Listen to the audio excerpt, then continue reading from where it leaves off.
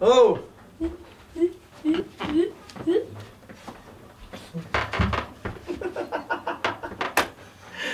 یاسم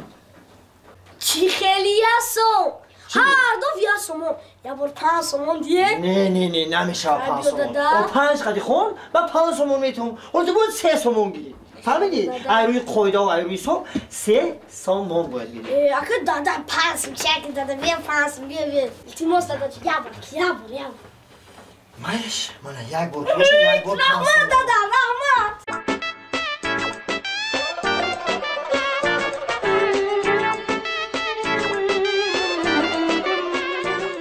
همین بچه ما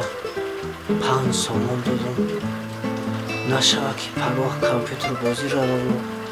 ای درس خواندن مانم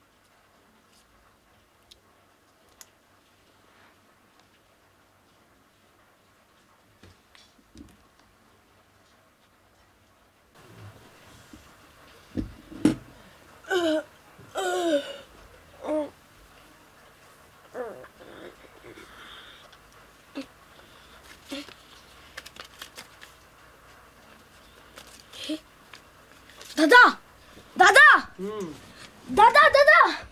یک چیز دادا کسی پولی من علیش کدا چیکار روخی؟ او من آنا اینا دیده شما من 5 سومه دوده نه؟ اوجه یاسمونه اینا او بابای صدرالدین علی بود این بابای میرزا توسن‌زاده او دسترش توقی داشت این توقی نداره دادا اینه بینه اینه او چیخی من نخود پولا نشناسم او وی 5 سومه بود این یاسمونه بچه زیغ نشو آدم که شب خور رفت توقی شای سرش میگیره